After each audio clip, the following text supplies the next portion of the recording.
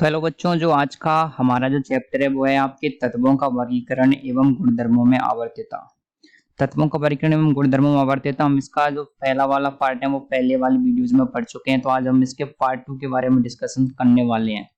तो इससे पहले तक हम पढ़ चुके थे कि किस प्रकार से आवर्त सारणी की जो खोज हुई है, किस प्रकार से आवर्त सारणी, आधुनिक आवर्त सारणी आई है और किस प्रकार से तत्वों को व्यवस्थित तरीके से जमाया गया। तो आज हम इसका पार्ट 2 पढ़ने वाले हैं। तो चलिए स्टार्ट करते हैं इसका पार्ट 2। तो आज हम पढ़ने वाले हैं वो है आपके धातु, धातु, अधातु और उपधातु। तो इससे पहले तक हम पढ़ चुके हैं आवर्त सारणी के जो पहले वाले पार्ट है उनको। तो आज हम उसके बाकी के बचे हुए पार्ट पढ़ेंगे। तो चलिए स्टार्ट करते हैं। आपसे बोला गया है कि तत्वों के एसपीडी तथा एफ ब्लॉकों में वर्गीकरण के अलावा इनके गुणों के आधार पर मोटे तौर पर इन्हें धातुओं तथा अधातुओं में विभाजित किया जा सकता है।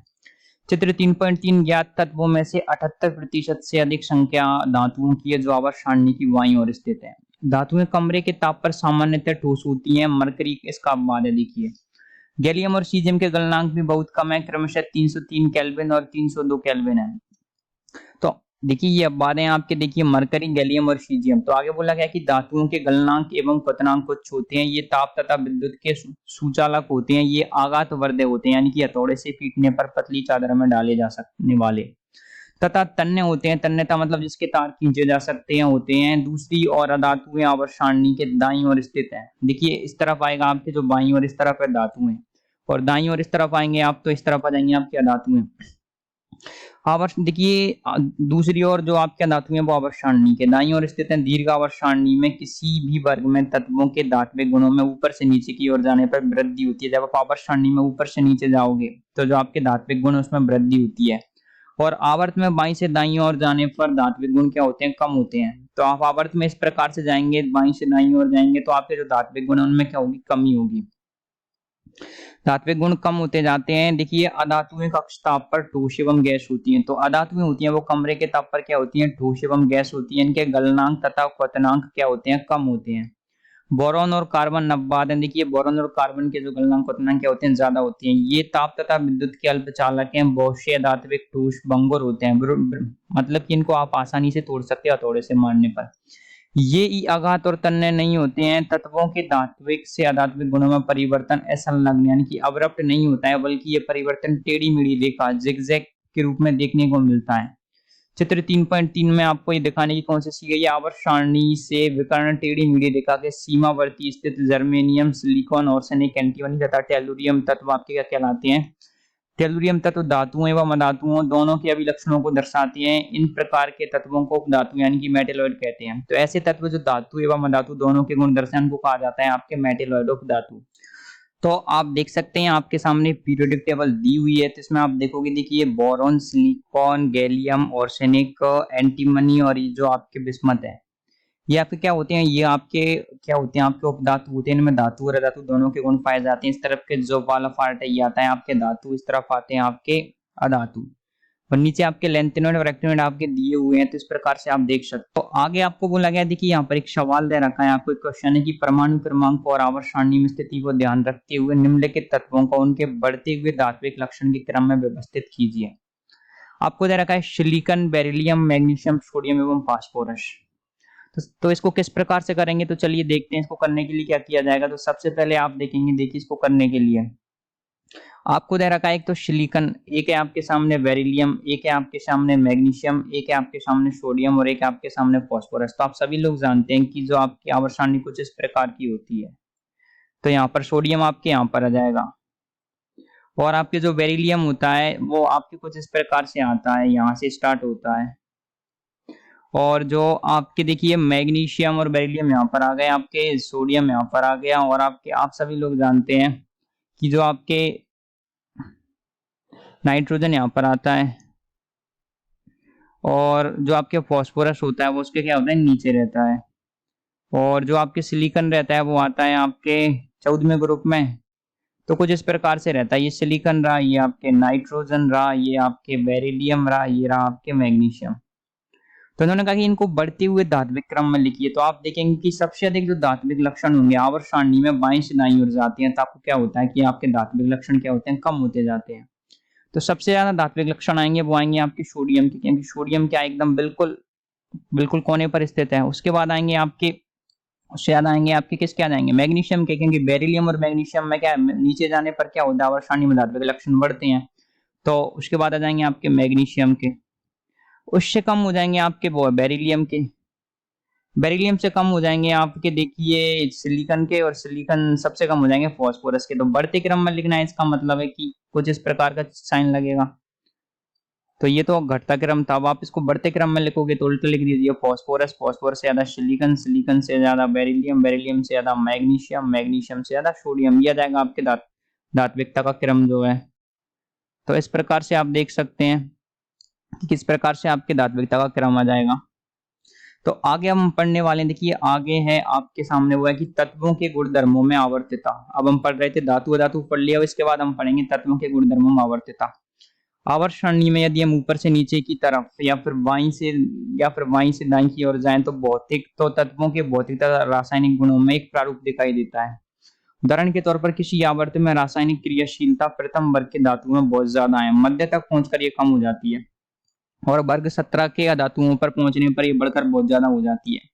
इसी तरह निरूपक तत्वों के समूह में जैसे कि क्षारीय धातुओं में आवर्त सारणी में ऊपर से नीचे की ओर जाने पर क्रियाशीलता बढ़ती है, जबकि अधातुओं के समूह में जैसे कि हैलोजन परिवार और ऊपर से नीचे की ओर जाने पर क्या होता है, क्रियाशीलता घटती है। तो कहीं पर क्रियाशीलता बढ़ रही है, कहीं पर घट रही है, एक तरीके से अलग सा परिवर्तन हो रहा है, तो हम इसको समझ नहीं पा रहे हैं। तो चलिए इसको समझने का प्रयास करते हैं, तत्वों के गुणधर्मों में ऐसा क्यों हो रहा है और इस आवर्तीता को हम कैसे समझाएं। यही हम भी यही प्रश्न पूछ रहे हैं। तो चलिए स्टार्ट करते हैं। इन सभी प्रश्नों के उत्तर देने के लिए हमें परमाणु की संरचना के सिद्धांत एवं परमाणु के गुणधर्मों की ओर ध्यान देना होगा, जो हम पहले पढ़ चुके हैं चैप्टर नंबर 2 में। इस भाग में हम भौतिक एवं रासायनिक गुणधर्मों की आवर्तीता की विवेचना करेंगे और उन्हें इलेक्ट्रॉनों की संख्या तथा ऊर्जा स्तर को लेकर समझाएंगे। तो चलिए स्टार्ट करते हैं। सबसे पहले बोला गया भौतिक गुणधर्मों की प्रकृति। देखिए भौतिक गुणधर्म ऐसे होते हैं जिन गुणधर्मों को आप देख करके बता सकते हैं कोई चीज अंदर से कैसी है, मतलब कि बाहर से कैसी दिखती है, वो आप बता सकते हैं, वो आते हैं भौतिक गुणधर्म। तो भौतिक गुणधर्म क्या होते हैं, देखिए तत्वों के कई भौतिक गुण जैसे कि गलनांक, क्वथनांक, संलयन एवं बाष्पीकरण, ऊष्मा, परमाणुीकरण ऊर्जा आदि सभी आवर्ती परिवर्तन दर्शाते हैं। इस अनुभाग में हम परमाणु एवं आयनिक त्रिज्याएं, देखिए परमाणु एवं आयनिक त्रिज्याएं, आयनन एंथैल्पी, इलेक्ट्रॉन लब्धि एंथैल्पी और इलेक्ट्रॉन ऋणात्मकता यानी कि इलेक्ट्रॉन नेगेटिविटी में आवर्त प्रवृत्ति का अध्ययन करेंगे। यानी कि ये जो सारी की सारी चीजें वो किस प्रकार से चेंज हो रही हैं, इसका अध्ययन करने वाले हैं। तो चलिए स्टार्ट करते हैं। सबसे पहले पढ़ते हैं परमाणु त्रिज्या के बारे में। देखिए आपको कहा गया कि परमाणु के आकार का सही निर्धारण बहुत ही जटिल है, जबकि एक गेंद की त्रिज्या आसानी से नापी जा सकती है। क्या आपको इसका कारण मालूम है? पहली बात तो यह है कि परमाणु की त्रिज्या क्या होती है, बहुत ही छोटी होती है, मात्र 1.2 × 10⁻⁻10 मीटर की होती है। परमाणु के चारों ओर का जो इलेक्ट्रॉन अब्र होता है, इलेक्ट्रॉन क्लाउड की कोई स्पष्ट सीमा निर्धारित नहीं है। ये हम पहले पढ़ चुके हैं पिछले चैप्टर में, चैप्टर नंबर 2 एटॉमिक स्ट्रक्चर में। अतः परमाणु का आकार सही तरह से निर्धारित नहीं किया जा सकता। दूसरे शब्दों में परमाणु त्रिज्या सही नहीं नापी जा सकती। प्रायोगिक विधि के आधार पर परमाणु के आकार का जो निर्धारण है वो क्या है, संभव नहीं है। संयुक्त अवस्था में परमाणुओं के बीच की दूरी की जानकारी निकालने के लिए देखिए बीच की दूरी की जो जानकारी के आधार पर परमाणु आकार का आकलन किया जाता है। एकल आवंदी की सिंगल बॉन्ड द्वारा जुड़े हुए सहसंयोजक अणुओं कोवलेंट में उपस्थित दो अधात्विक परमाणुओं के नाभिकों के बीच की दूरी ज्ञात कर ली जाती है तथा इस दूरी के आधार पर सहसंयोजक त्रिज्या रेडियस में जो उसका आकलन किया जाता है। तो सहसंयोजक त्रिज्या कैसे निकाली जाती है? देखिए आपको यहाँ पर एक बात बोली जा रही है, वो ये है कि जो आपके देखिए जो परमाणु है ना अलग अलग तरीके से जुड़े रहते हैं। जैसे आप जाएंगे जो क्लोरीन है, क्लोरीन क्या है, अधातु है, तो ये जुड़ी रहेगी सहसंयोजक बंध के द्वारा। सोडियम आपके धातु है तो सोडियम जुड़ी रहेगी आपके धात्विक बंध के द्वारा। यदि आप उधर जाओगे, आप जो आपके अक्रिय गैस हैं जीनॉन, ऑर्गन, क्रिप्टॉन, ये किसी भी प्रकार का बंध नहीं बनाते, तो इनके लिए अलग से निकाली जाती है वॉन डेर वाल त्रिज्या। तो सभी के लिए क्या अलग अलग प्रकार की त्रिज्याएं निकाली जाती हैं, तो हम उसी को पढ़ने का प्रयास कर रहे हैं यहाँ पर। तो चलिए देखते हैं। उदाहरण के तौर पर क्लोरीन अणु के जो बंध की दूरी है वो बॉन्ड लेंथ का मान आप 101 में पिकोमीटर निर्धारित किया गया है। इस मान का आधा 99 पिकोमीटर क्लोरीन की परमाणु त्रिज्या होगी। तो आपको यहाँ पर ये कहने का प्रयास किया गया है, चलिए देखते हैं। ये कहने का प्रयास किया गया कि जो दो क्लोरीन के परमाणु कुछ इस प्रकार से जुड़ रहे हैं, तो इनके जो दोनों नाभिक हैं उनके बीच की दूरी कितनी आ रही है? दोनों नाभिकों के बीच की दूरी होगी 2r। 2r का मान कितना आ रहा है आपके? ये आ रहा है आपके 101 में, 101 में पिकोमीटर। तो r का मान कितना हो जाएगा? 99 पिकोमीटर, 99 पिकोमीटर। इस आधार पर आप कह सकते हैं कि जो क्लोरीन की त्रिज्या है ना वो हो जाएगी आपकी 99 पिकोमीटर। तो कुछ इस हिसाब से आप निकाल सकते हैं जो परमाणु त्रिज्या है, कुछ इस प्रकार से निकाला जाता है। यही यहाँ पर समझाने का प्रयास किया जा रहा है।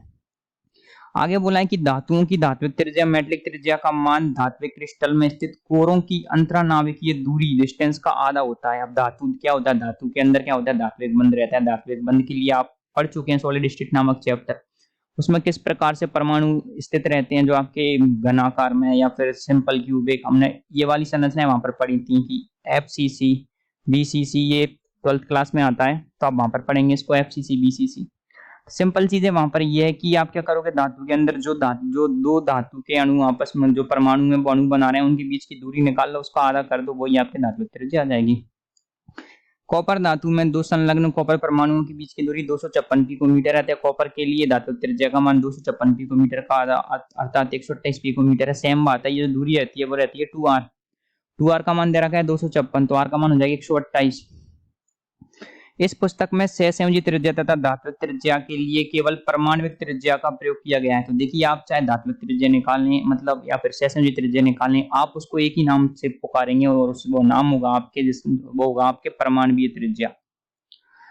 चाहे वह तत्व वो धातु हो या फिर अधातु, परमाणवीय त्रिज्या को एक्स किरणों तथा अन्य स्पेक्ट्रोस्कोपिक विधि से नापा जा सकता है। कैसे नापा जाता है, तो आप जान सकते हैं एक्स किरणों से या फिर जो अन्य विधियां उनकी सहायता से। कुछ तत्वों के लिए परमाणु त्रिज्या का मान 3.6 के में दिया गया। आप देख सकते हैं, देखिए लिथियम, लिथियम की परमाणु त्रिज्या है आपके 152, बेरिलियम की 111, बोरॉन 88, कार्बन 77, नाइट्रोजन 74, ये 66, ये 64। तो आप एक चीज देखेंगे, जब आप इधर से lithium, beryllium, boron, carbon, nitrogen, oxygen, fluorine, neon ऐसे जा रहे हो आप, तो क्या हो रहा है, जो परमाणु त्रिज्या वो क्या हो रही है, घटती जा रही है।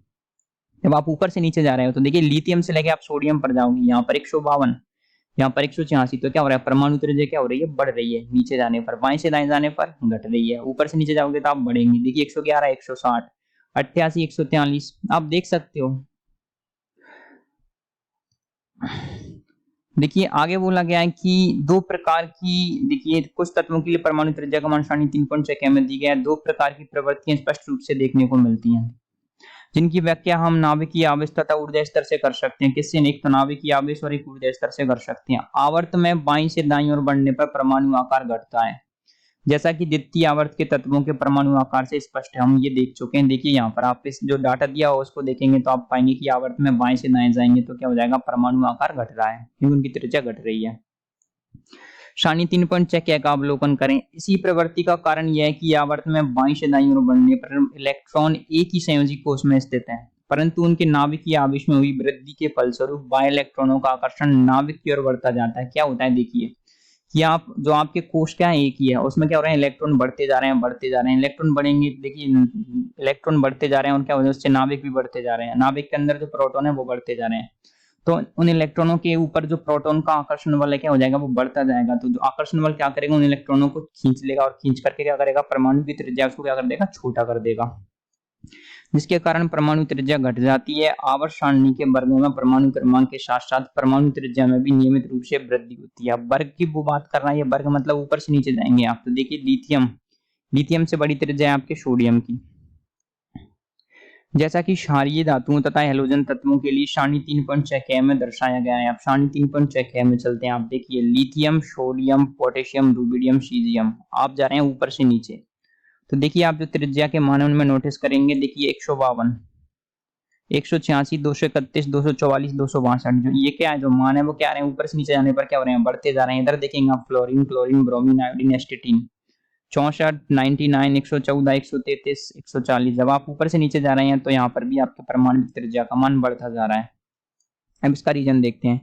वर्ग में जब हम नीचे की ओर बढ़ते हैं तो मुख्य क्वांटम संख्या n का मान क्या है, बढ़ता है, तथा संयोजी इलेक्ट्रॉन जो बैलेंस इलेक्ट्रॉन होता है वो नाभिक से दूर होता जाता है। अब आप वर्ग में नीचे जाओगे तो पहले आपके क्या था, एक कोष, उसके बाद दो कोष, फिर उसके बाद तीन कोष, इस प्रकार से बढ़ते जाते हैं। तो जो आपके बाह्यतम इलेक्ट्रॉन रहता है वो क्या होता है, आपके नाभिक से दूर होता जाता है। इसलिए क्या होता है, इसलिए कि आंतरिक ऊर्जा स्तर इलेक्ट्रॉनों से भरे होते हैं जो कवच के रूप में बाह्य इलेक्ट्रॉनों पर नाभिक का आकर्षण कम कर देते हैं। फलस्वरूप परमाणु का आकार बढ़ता जाता है, जो परमाणु त्रिज्या के रूप में परिलक्षित होता है। तो क्या होगा, देखिए जब आप वर्ग में ऊपर से नीचे जाओगे तो क्या होगा, कोष बढ़ते जाएंगे, पहले एक कोष, फिर दो कोष, फिर तीन कोष, फिर चार कोष। तो इस आधार पर क्या हो जाएगा, आपके जो परमाणु का आकार है वो वर्ग में ऊपर से नीचे जाने पर बढ़ता जाएगा। ध्यान देने की आवश्यकता है कि यहाँ उत्कृष्ट गैसों की परमाणु त्रिज्या पर विचार नहीं किया गया है। एकल परमाणु होने के कारण उनकी आवंटित त्रिज्या क्या होती है, बहुत अधिक होती है। इसलिए उत्कृष्ट गैसों की तुलना दूसरे तत्वों की सहसंयोजक त्रिज्या से न करके वॉन डेर वाल्स त्रिज्या से करनी चाहिए। तो उत्कृष्ट गैसों के लिए हम एक अलग प्रकार की त्रिज्या निकालते हैं जिसको आप वॉन डेर वाल्स त्रिज्या कहते हैं। तो चलिए इसको भी समझते हैं। देखिए ये है आपके, देखिए परमाणु क्रमांक है Z, ये परमाणु क्रमांक Z और ये आपके परमाणु त्रिज्या पिकोमीटर में। द्वितीय आवर्त में परमाणु क्रमांक के साथ तत्वों की परमाणु त्रिज्या में परिवर्तन होता है। देखिए lithium, beryllium, boron, carbon, nitrogen, oxygen, fluorine, जब आप ऐसे जाओगे ना तो देखिए परमाणु त्रिज्या क्या हो रही है, घटती जा रही है, घटती जा रही है, घटती जा रही है। परमाणु क्रमांकों के साथ क्षारीय धातुओं तथा हैलोजनों की परमाणु त्रिज्या में परिवर्तन। अब आप इधर देखिए lithium, sodium, potassium, rubidium, caesium, जब आप वर्ग में ऊपर से नीचे जा रहे हो तो आप देखेंगे परमाणु त्रिज्या का जो मान है वो क्या हो रहा है, बढ़ता जा रहा है। 152, 186, 231, 244, 262। तो आप कह सकते हैं कि जब आप वर्ग में ऊपर से नीचे जाओगे तो परमाणु त्रिज्या बढ़ेगी, जब आप आवर्त में बाएं से दाएं जाओगे तो परमाणु त्रिज्या घटेगी। ये वाला ग्राफ याद कर लेंगे आप। सेम चीज देख सकते हो हैलोजेंस के लिए सेम। तो आपको बोला गया कि द्वितीय आवर्त में परमाणु क्रमांक के साथ तत्वों की परमाणु त्रिज्या में परिवर्तन और परमाणु क्रमांकों के साथ क्षारीय धातुओं तथा हैलोजनों की परमाणु त्रिज्या में परिवर्तन। अब हम पढ़ेंगे आयनीय त्रिज्या। देखिए आयनीय त्रिज्या कब आएगी, जब कोई भी तत्व आयन के रूप में उपस्थित होगा। आयनीय त्रिज्या, यदि परमाणु में से एक इलेक्ट्रॉन निकाल दिया जाए तो धनायन बनता है, जबकि एक इलेक्ट्रॉन मिल जाए तो परमाणु ऋणायन बन जाता है, सीधी बात है। आयनीय त्रिज्या का आकलन आयनिक क्रिस्टल में स्थित धनायनों एवं ऋणायनों के बीच की दूरी के निर्धारण के आधार पर किया जा सकता है। साधारणतया तत्वों की आयनीय त्रिज्या भी परमाणु त्रिज्या की प्रवृत्ति दर्शाती है। धनायन आकार में अपने जनक परमाणु से छोटा होता है क्योंकि इसमें इलेक्ट्रॉनों की संख्या क्या होती है, कम होती है। देखिए जब आपका सोडियम है और एक है आपके Na+, तो Na+ क्या हो जाएगा, छोटा हो जाएगा सोडियम से। इसका रीजन ये है कि सोडियम के पास 10 इलेक्ट्रॉन है और 10 ही प्रोटॉन है, 11 इलेक्ट्रॉन है और 11 ही प्रोटॉन है। लेकिन जब आप Na+ के पास जाओगे तो यहाँ पर आ जाएंगे 10 इलेक्ट्रॉन और आपके पास प्रोटॉन आ जाएंगे 11। तो देखिए प्रोटॉन ज्यादा हो गए, जब प्रोटॉन ज्यादा हो जाते हैं तो क्या कर लेंगे, आपके ये जो इलेक्ट्रॉन है उनको क्या कर लेंगे, नाभिक की ओर खींचना स्टार्ट कर देंगे। पहले थे आपके 11 इलेक्ट्रॉन 11 प्रोटॉन, फिर कितने हो गए 10 इलेक्ट्रॉन और 11 प्रोटॉन। तब क्या करेंगे, ये इनमें जो एक एक्स्ट्रा प्रोटॉन है वो क्या करेगा, जो परमाणु का आकार है उसको छोटा कर देगा, क्योंकि क्या कर लेगा, इलेक्ट्रॉनों को अपनी ओर खींचने लग जाएगा। जबकि नाभिकीय आवेश जनक परमाणु जैसा ही रहता है, ऋणायन का आकार जनक परमाणु से अधिक होता है, क्योंकि एक या एक से अधिक अतिरिक्त इलेक्ट्रॉन होने से क्या होता है, इलेक्ट्रॉनों में प्रतिकर्षण बढ़ जाता है और प्रभावी नाभिकीय आवेश में कमी आती है। अब देखिए आप देख सकते हैं क्लोरीन को, क्लोरीन के पास क्या होते हैं, 17 इलेक्ट्रॉन होते हैं और 17 ही प्रोटॉन होते हैं। लेकिन जब आप Cl- बना लोगे तो इसके पास अतिरिक्त इलेक्ट्रॉन हो जाएगा, तो 18 इलेक्ट्रॉन हो जाएंगे और 17 प्रोटॉन। तो अब क्या हो जाएगा, एक अतिरिक्त इलेक्ट्रॉन क्या करेगा, आकर के यहाँ पर जुड़ जाएगा, जुड़ करके क्या करेगा, ये प्रतिकर्षण लगाना स्टार्ट कर देगा। तो प्रतिकर्षण लगाएगा जिससे क्या होगा, इसका जो आकार है वो क्या हो जाएगा, फैल जाएगा। आकार फैल जाएगा तो क्या हो जाएगा, ये जिसका जो आकार है वो बड़ा हो जाएगा। तो इस आधार पर आप कह सकते हैं कि जो ऋणायन का आकार होता है अपने जनक परमाणु से ज्यादा होता है और जो धनायन का आकार होता है वो अपने जनक परमाणु से क्या होता है, कम होता है। उदाहरण के तौर पर फ्लोराइड आयन की आयनीय त्रिज्या 136 पिकोमीटर है, जबकि फ्लोरीन की परमाणु त्रिज्या केवल 64 पिकोमीटर है। आपसे बोला गया कि फ्लोरीन कितनी आ जाएगी, 64, लेकिन जब आप F- बना दोगे तो ये आ जाएगी 136। सोडियम तत्व की परमाणु त्रिज्या 166 पिकोमीटर है और Na+ आयन की त्रिज्या का मान 95 पिकोमीटर है। देखिए Na की आ जाएगी आपकी कितने आ रही है, 186, लेकिन जब ये Na+ बना लेगा तो ये हो जाएगी 95 पिकोमीटर। तो आप देख सकते हैं इनमें किस प्रकार से परिवर्तन आ रहा है। जब परमाणुओं तथा आयनों में इलेक्ट्रॉनों की संख्या समान होती है तो ये सम इलेक्ट्रॉनिक स्पीसीज कहलाते हैं। तो देखिए यहाँ से जेईई मेन में, नीट में और बोर्ड एग्जाम्स में कई बार क्वेश्चंस आते रहे हैं, सम इलेक्ट्रॉनिक स्पीसीज कौन कौन सी होती हैं, और भर भर के प्रश्न आए हैं पिछले कई सालों में, लगभग हर एक साल प्रश्न आते हैं। सम इलेक्ट्रॉनिक स्पीसीज के उदाहरण है O2-, F-, Na+, Mg+2 O2-। देखिए नाम क्या है, सम इलेक्ट्रॉनिक स्पीसीज, दो या दो से अधिक स्पीसीज जिनमें अणुओं और बैलेंस इलेक्ट्रॉनों की संख्या समान हो तथा समान संरचना हो, चाहे तत्वों की कोई भी प्रकृति हो, वो कहलाती है आपके सम इलेक्ट्रॉनिक स्पीसीज। जो इलेक्ट्रॉन है ना उनकी संख्या समान हो, तो समान इलेक्ट्रॉन का मतलब है सम इलेक्ट्रॉनिक स्पीसीज। प्रत्येक स्पीसीज में इलेक्ट्रॉनों की जो संख्या है वो क्या है, 10 है। आप देखेंगे ऑक्सीजन के पास 8 और 10, क्लोरीन के पास 9, एक माइनस का 10, सोडियम के पास 11 होती है, एक दे दिया तो 10। तो यहाँ पर देखेंगे आप जो पूरे के पूरे जो आपके तत्व दे रखे हैं इनमें इलेक्ट्रॉन कितने हैं, 10। प्रत्येक स्पीसीज की त्रिज्याएं भिन्न होंगी। देखिए सम इलेक्ट्रॉनिक स्पीसीज में प्रत्येक स्पीसीज की त्रिज्या भिन्न होगी क्योंकि प्रत्येक का नाभिकीय आवेश क्या है आपके भिन्न है। देखिए अधिक धनावेशित धनायन की आयनीय त्रिज्या का मान कम होगा क्योंकि इनके नाभिक तथा इलेक्ट्रॉनों के बीच क्या होगा, आकर्षण अधिक होगा। तो आपसे एक बात कहना चाह रहा है कि Na+ है एक, और एक है आपके सामने मैग्नीशियम +2। तो ये पूछना चाह रहा है कि इन दोनों में से किसकी त्रिज्या सबसे ज्यादा होगी। तो वाकिफ सी बात है Na+ बड़ा होगा, क्योंकि मैग्नीशियम +2 ऑलरेडी 2 इलेक्ट्रॉन दे चुका है और इसने केवल 1 इलेक्ट्रॉन दिया है। क्योंकि इनके नाभिक तथा इलेक्ट्रॉनों के बीच आकर्षण अधिक होगा, अधिक ऋणावेशित ऋणायन की आयनीय त्रिज्या का मान अधिक होगा, क्योंकि इलेक्ट्रॉनों के बीच संपूर्ण प्रतिकर्षण का प्रभाव नाभिक की आवेश अधिक हो जाएगा तथा आयन का आकार बढ़ जाएगा। सेम कंडीशन है, देखिए आपसे कहना चाह रहा है कि कोई तत्व क्या करे, पहले 1 इलेक्ट्रॉन ग्रहण कर ले तो क्या हो जाएगा -1 बना लेगा, लेकिन जब वो 2 इलेक्ट्रॉन ग्रहण कर लेगा तो बना लेगा -2। तो आपसे पूछ रहा है कि जब वो -1 के रूप में रहता है और -2 के रूप में रहता है तो कौन सी त्रिज्या ज्यादा होगी। तो सीधी बात है कि जब वो -2 के रूप में रहेगा तो वो वाली त्रिज्या ज्यादा रहेगी, क्योंकि 2 इलेक्ट्रॉन एक्स्ट्रा आ गए और ये 2 इलेक्ट्रॉन क्या करेंगे, ज्यादा प्रतिकर्षण लगाएंगे 1 इलेक्ट्रॉन की अपेक्षा, जिससे क्या हो जाएगा, परमाणु का आकार है वो क्या हो जाएगा, बड़ा हो जाएगा। आपसे बोला गया कि निम्नलिखित स्पीशीज में से किसकी त्रिज्या अधिकतम तथा किसकी त्रिज्या न्यूनतम होगी। तो देखिए आपसे बोला गया एक है मैग्नीशियम, एक है आपके सामने मैग्नीशियम +2, एक है एल्यूमिनियम और एक है एल्यूमिनियम +3। सबसे पहले आप देखेंगे मैग्नीशियम आता है आपके परमाणु क्रमांक 12, उसके बाद आता है आपके एल्यूमिनियम परमाणु क्रमांक 13। तो आप देखेंगे एक बात पाएंगे कि मैग्नीशियम से जो मैग्नीशियम की त्रिज्या है वो बड़ी होगी एल्यूमिनियम से, ये बात तो हमको पता है। और जो मैग्नीशियम से, देखिए मैग्नीशियम की त्रिज्या होगी एल्यूमिनियम से बड़ी, और मैग्नीशियम +2 की त्रिज्या है ना उससे बड़ी होगी, किसकी त्रिज्या हो जाएगी, मैग्नीशियम की। और एल्यूमिनियम +3 है तो एल्यूमिनियम +3 से बड़ी हो जाएगी एल्यूमिनियम की त्रिज्या।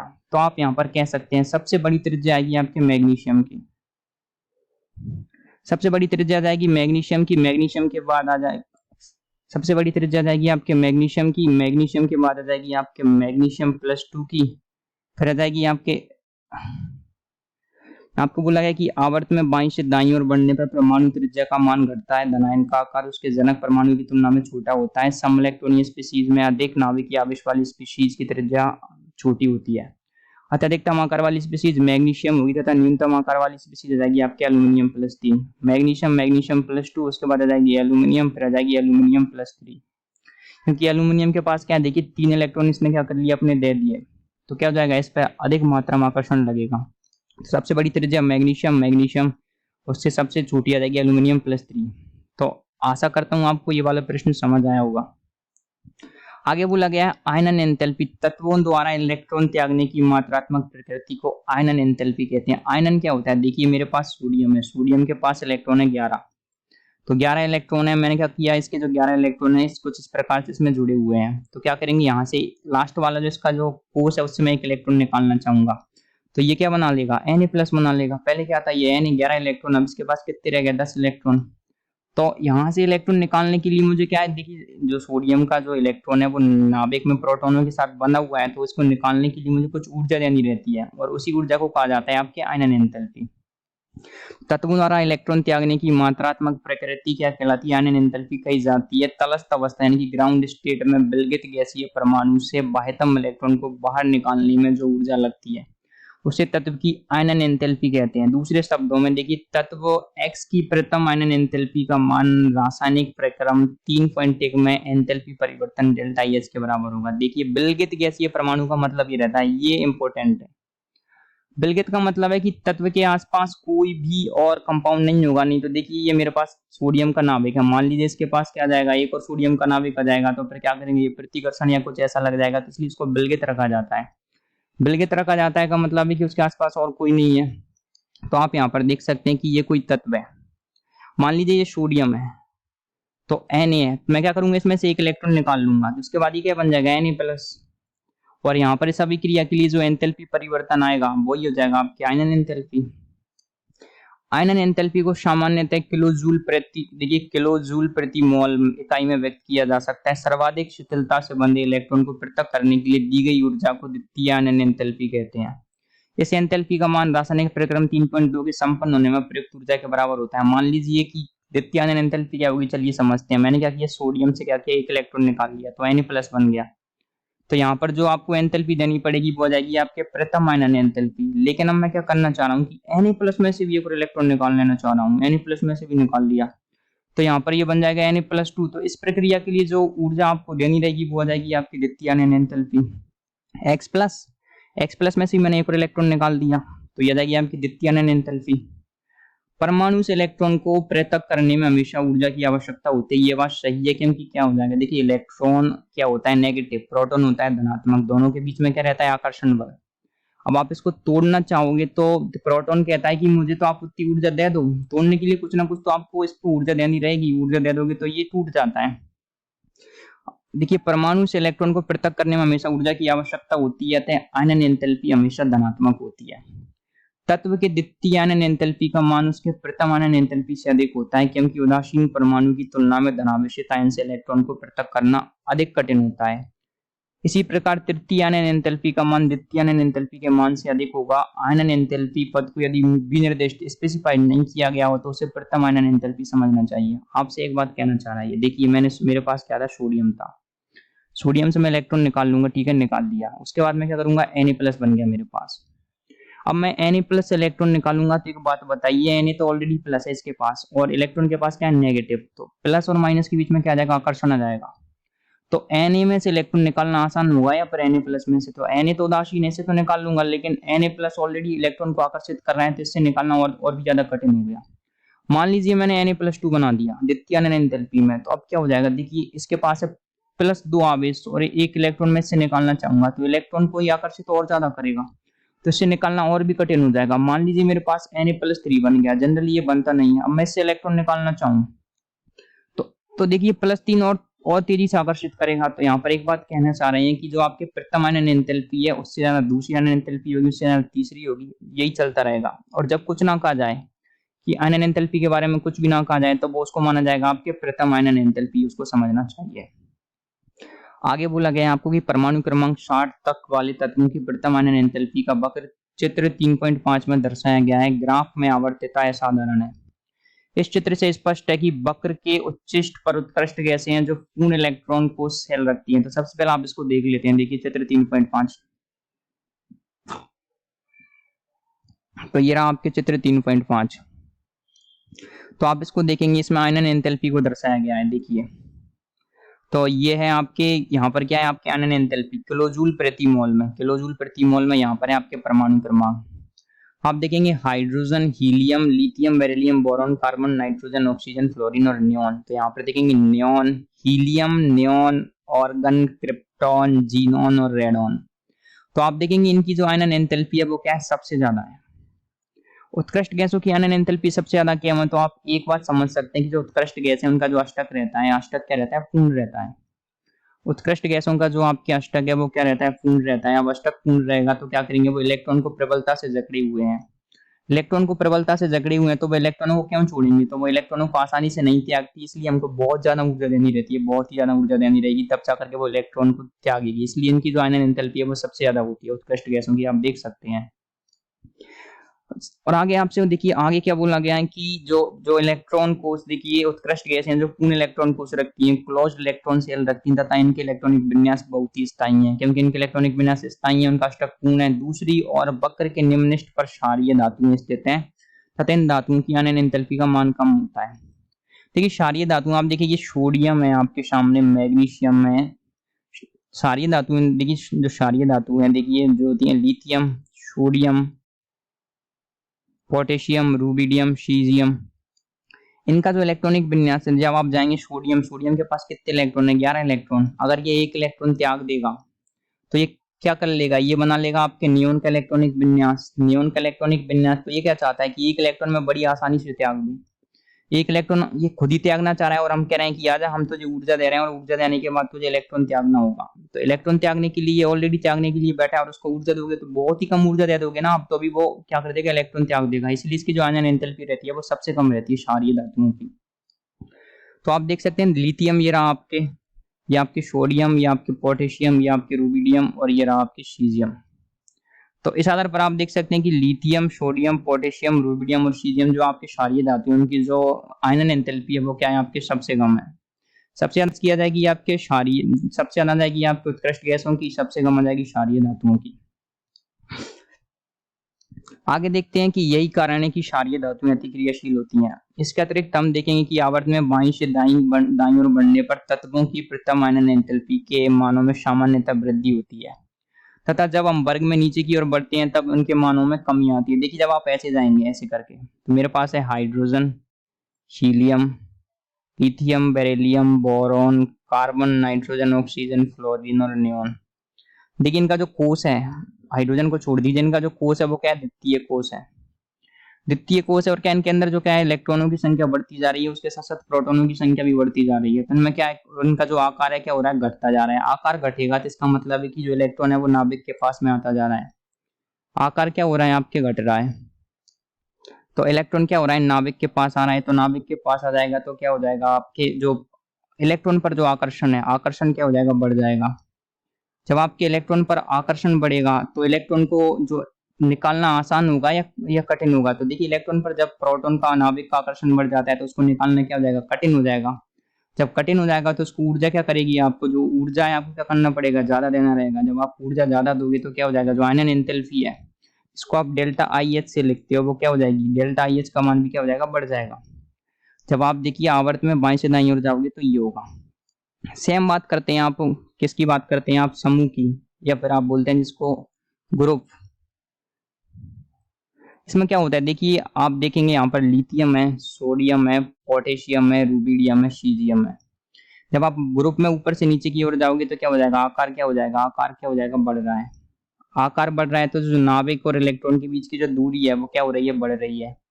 दूरी बढ़ रही है तो नाभिक और जो आपके इलेक्ट्रॉन के बीच का जो आकर्षण है, आकर्षण क्या हो रहा है, आपके घट रहा है। जब आकर्षण घटेगा तो देखिए इलेक्ट्रॉन को नाभिक से निकालना आसान हो जाएगा। जब इलेक्ट्रॉन को आसानी से निकाला जा सकेगा तो जो आपके डेल्टा आई एच है उसका जो मान है, आयनन एंथैल्पी का मान है, क्या हो जाएगा, कम हो जाएगा। तो ये होता है आपके किसके अंदर, समूह के अंदर। इसी प्रकार द्वितीय आवर्त के तत्वों तथा प्रथम वर्ग के क्षारीय धातुओं में क्रमशः 3 कोण सचित्र क और चित्र ख रूप में स्पष्ट रूप से दिखती है। इसका कारण दो तथ्यों पर आधारित है। देखिए नाभिक तथा इलेक्ट्रॉनों के मध्य आकर्षण और तथा इलेक्ट्रॉनों के मध्य प्रतिकर्षण। तो आप देख सकते हैं कुछ इस प्रकार से, देखिए यहाँ पर आपके आयनन एंथैल्पी के बीच में क्या दिया हुआ है, ग्राफ दिया हुआ है। चलिए आगे पढ़ते हैं क्या कहना चाह रहे हैं ये। तो चलिए स्टार्ट करते हैं। आगे बोला है कि तत्वों में क्रोडीय इलेक्ट्रॉनों, कोर इलेक्ट्रॉनों की स्थिति नाभिक तथा संयोजी इलेक्ट्रॉनों के बीच में आ जाने के फलस्वरूप संयोजी इलेक्ट्रॉन नाभिक से परिरक्षित या आवृत हो जाता है। इस प्रभाव को परिरक्षण प्रभाव, शील्डिंग इफेक्ट या फिर आवरण प्रभाव, स्क्रीनिंग इफेक्ट कहते हैं। देखिए क्या बोला है कि तत्वों में क्रोडीय इलेक्ट्रॉनों की स्थिति नाभिक तथा संयोजी इलेक्ट्रॉनों के बीच आ जाने के फलस्वरूप संयोजी इलेक्ट्रॉन नाभिक से परिरक्षित या आवृत हो जाते हैं। इस प्रभाव को परिरक्षण प्रभाव या फिर आवरण प्रभाव कहते हैं। तो आवरण प्रभाव क्या होता है, देखिए आवरण प्रभाव के कारण परमाणु के संयोजी इलेक्ट्रॉन द्वारा अनुभव किया गया प्रभावी नाभिकीय आवेश नाभिक में उपस्थित वास्तविक नाभिकीय आवेश से कम हो जाता है।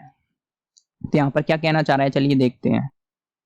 देखिए परिरक्षण प्रभाव क्या होता है, इसको हम यहाँ पर समझते हैं कि आपके जो कोई भी तत्व उसके अंदर क्या होता है, आपके इलेक्ट्रॉन होते हैं।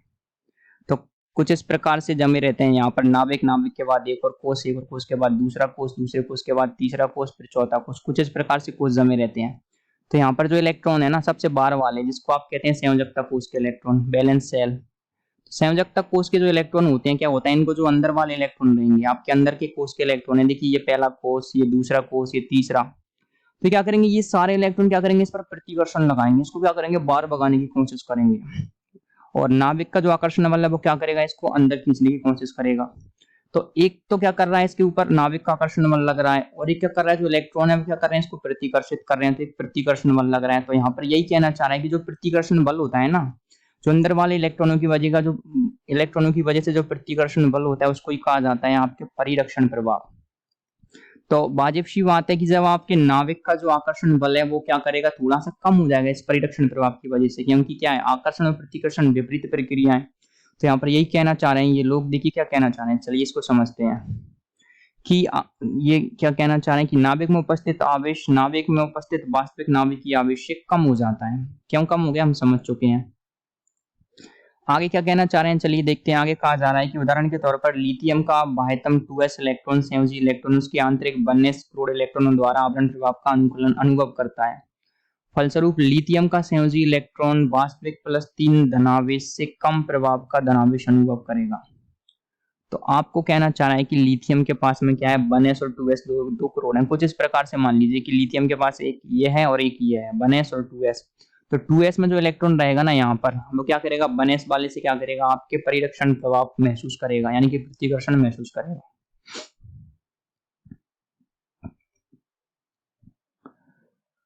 आगे बोला गया कि आवरण प्रभाव उस परिस्थिति में अत्यधिक प्रभावी होता है जब आंतरिक कोश के कक्षक पूर्ण रूप से भरे होते हैं। इस प्रकार की स्थिति हम क्षारीय धातुओं में पाते हैं, जिसमें एकाकी NS1 इलेक्ट्रॉन बाह्यतम कोश से पहले कोश में उत्कर्ष का इलेक्ट्रॉनिक विन्यास होता है। जब हम द्वितीय आवर्त में, देखिए क्या बोला गया है आपको बोलना चाह रहा है कि क्षारीय धातु, आप सोडियम को देखेंगे, देखिए सोडियम के पास क्या रहता है, सोडियम के पास सबसे पहले रहते हैं पहले कोश में 2 इलेक्ट्रॉन, उसके बाद रहते हैं आपके 8 इलेक्ट्रॉन, फिर उसके बाद रहता है आपके 1 इलेक्ट्रॉन।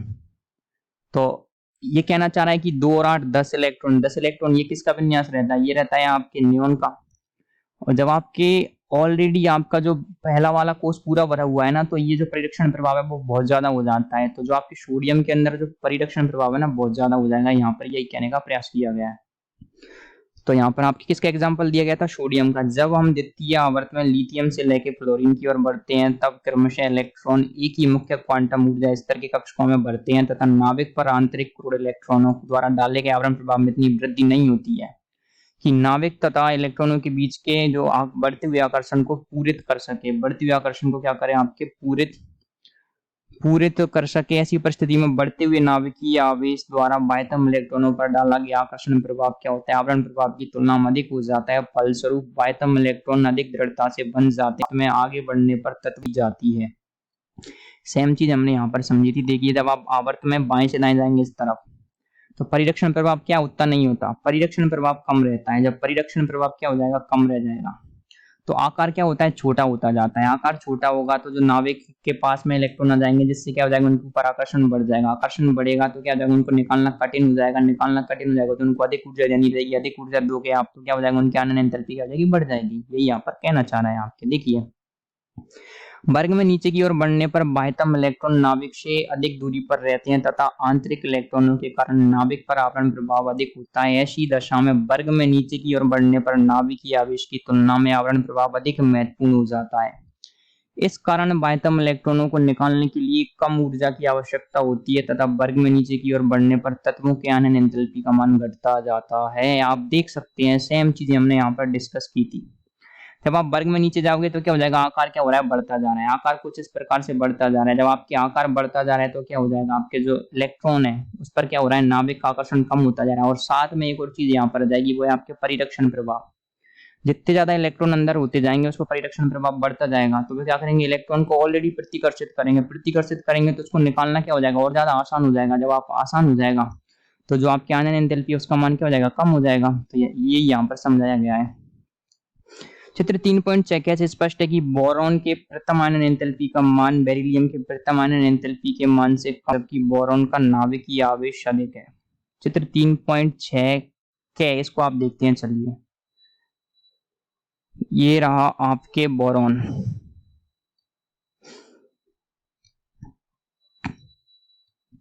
तो जो बोरॉन का नाभिकीय आवेश क्या हो जाएगा आपके, देखिए बोरॉन का जो प्रथम आयनन एंथैल्पी का मान बेरिलियम के प्रथम आयनन एंथैल्पी के मान से कम है। और ये रहा आपके बेरिलियम। बेरिलियम कहाँ है, यहाँ पर। इसके पीछे रीजन ये होता है, देखिए हाइड्रोजन, हीलियम, लिथियम, बेरिलियम और यहाँ पर आता है बोरॉन। तो हाइड्रोजन, हीलियम और लिथियम।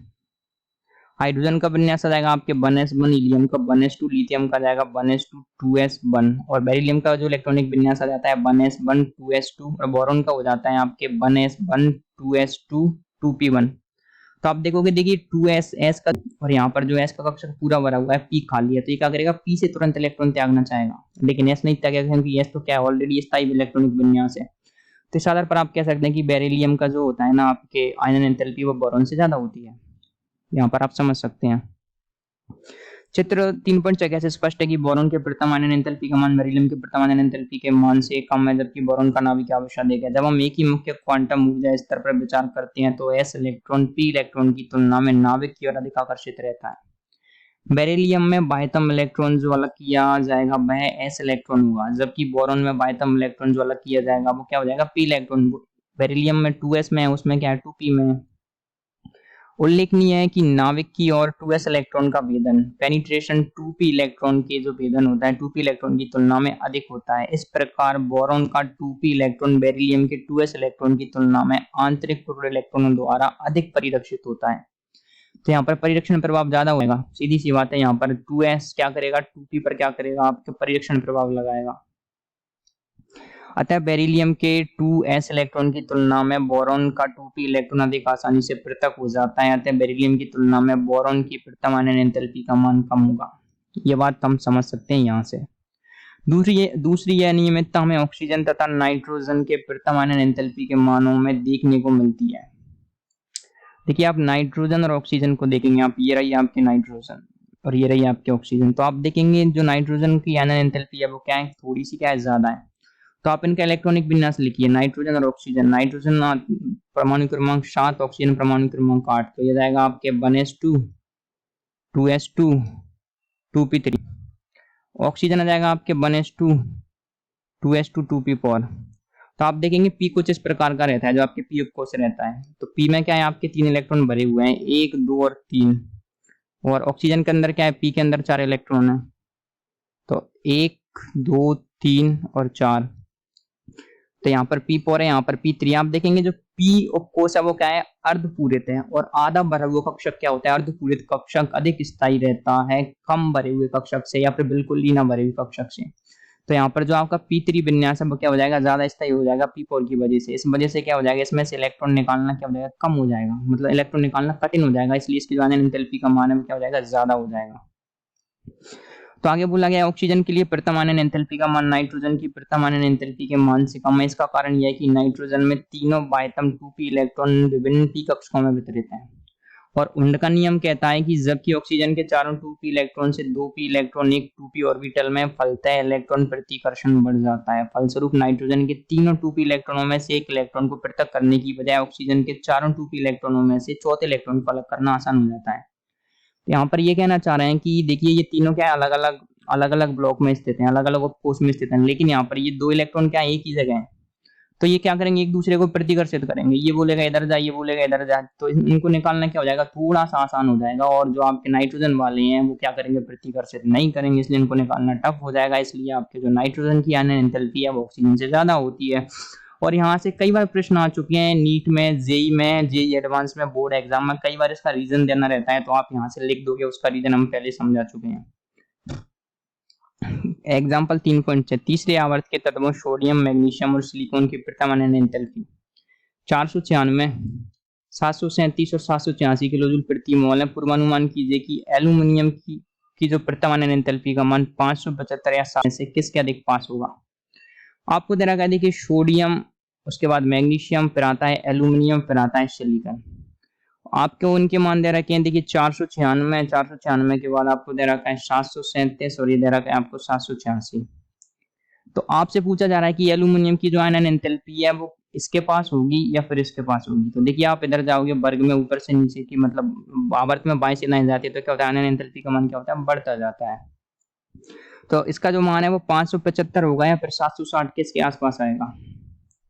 496, 737, 786 किलो जूल प्रति मोल है। पूर्वानुमान कीजिए कि एल्यूमिनियम की प्रथम आयनन एंथैल्पी का मान 575 या फिर 760 किलो जूल में से किसके आसपास आएगा। सीधी सी बात है, ये आएगा 760 के आसपास आएगा, क्योंकि इससे ज्यादा ही आएगा ये। तो इसका रीजन दे रखा है कि ये 575 किलो जूल प्रति मोल के अधिक पास होगा। एल्यूमिनियम का मान मैग्नीशियम के मान से कम होना चाहिए, क्योंकि नाविक 3p इलेक्ट्रॉन 3s इलेक्ट्रॉनों द्वारा परिरक्षित होते हैं। सॉरी, तो यहाँ पर कहना चाह रहा है कि एल्यूमिनियम का जो इलेक्ट्रॉनिक विन्यास आता है वो आता है आपके इलेक्ट्रॉनिक विन्यास में क्या होता है कि जो आपके एल्यूमिनियम के इलेक्ट्रॉनिक विन्यास में जो अंतिम तत्व आता है वो आता है 3p, एल्यूमिनियम वर्ग परमाणु क्रमांक 13। तो ये जाएगा आपके 1s2 2s2 2p6 3s2 और 3p1। तो क्या हो जाएगा, p में से इलेक्ट्रॉन को निकालना थोड़ा सा क्या हो जाता है, आसान हो जाता है, इसलिए क्या हो जाएगा, ये मान 575 किलो जूल मोल के अधिक पास होगा। एल्यूमिनियम का मान मैग्नीशियम के मान से कम होना चाहिए, क्योंकि ये 3p इलेक्ट्रॉन 3s इलेक्ट्रॉन द्वारा परिरक्षित होते हैं। तो क्या करेंगे, ये 3s इलेक्ट्रॉन क्या करेंगे, इसको परिरक्षित करेंगे।